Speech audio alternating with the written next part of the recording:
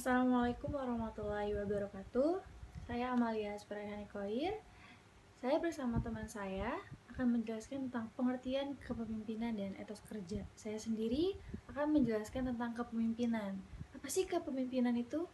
Kepemimpinan adalah suatu kemampuan yang merupakan hasil dari proses perubahan karakter dalam diri seseorang. Kepemimpinan merupakan sesuatu yang tumbuh dan berkembang dalam diri seseorang yang sangat penting dalam keseluruhan upaya untuk meningkatkan kinerja baik pada tingkat kelompok maupun tingkat organisasi. Dikatakan demikian karena kinerja tidak hanya menyoroti pada sudut tenaga pelaksana yang pada umumnya bersifat teknis dan akan tetapi juga dari kelompok kerja dan manajerial. Definisi kepemimpinan secara luas meliputi proses mempengaruhi dalam menentukan tujuan organisasi, memotivasi perilaku pengikut untuk mencapai tujuan, mempengaruhi untuk memperbaiki kelompok budayanya. Yang kedua ada gaya dan bentuk kepemimpinan. Gaya kepemimpinan seseorang terpilih dari kombinasi antara perilaku mengarahkan dan perilaku mendukung. Perilaku mengarahkan dirumuskan sebagai sejauh mana seorang pemimpin melibatkan bawahan dalam komunikasi satu arah dalam bentuk menetapkan peranan yang harus dilakukan bawahan.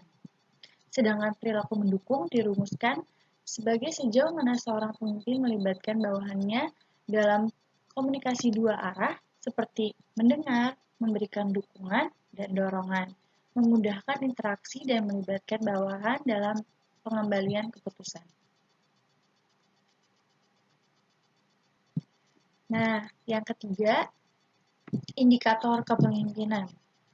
Kartono menyatakan bahwa yang menjadi indikator kepemimpinan ada 5, yaitu yang pertama ada sifat. Sifat seorang pemimpin sangat berpengaruh dalam gaya kepemimpinan untuk menentukan keberhasilannya, serta ditentukan oleh kemampuan pribadi pemimpin.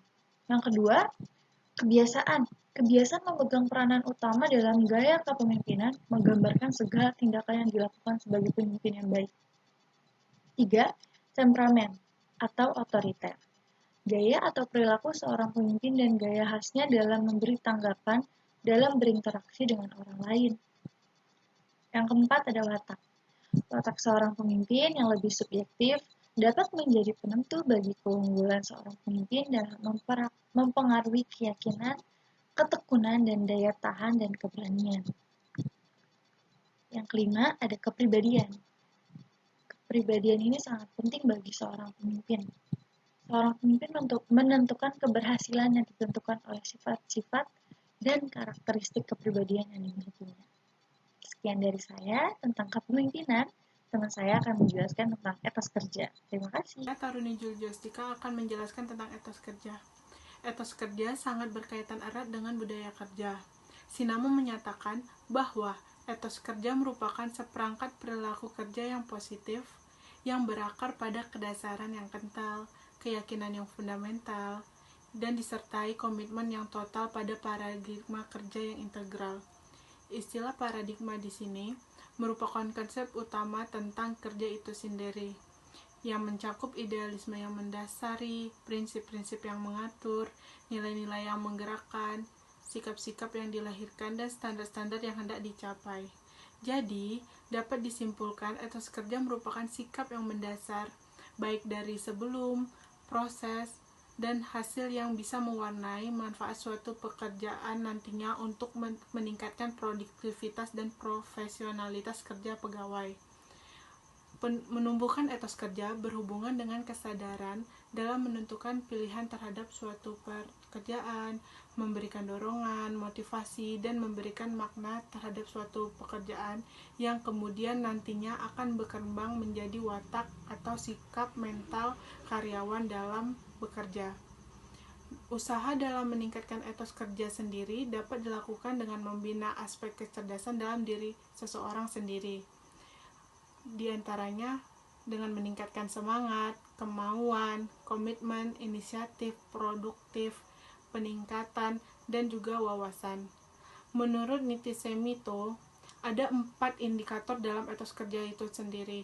Yang pertama ada ada perasaan karyawan, perasaan seorang karyawan yang bekerja. Yang kedua, kesediaan karyawan dalam melaksanakan pekerjaannya, yang meliputi kemampuan bekerja dan menyelesaikan pekerjaan. Yang ketiga adalah kemauan karyawan bekerja dengan ikhlas. Yang keempat adalah keseriusan karyawan saat bekerja, yaitu dapat dilihat dalam kesungguhannya dalam bekerja. Sekian presentasi dari kelompok saya, terlebih dan terkurang mohon maaf. Assalamualaikum warahmatullahi wabarakatuh.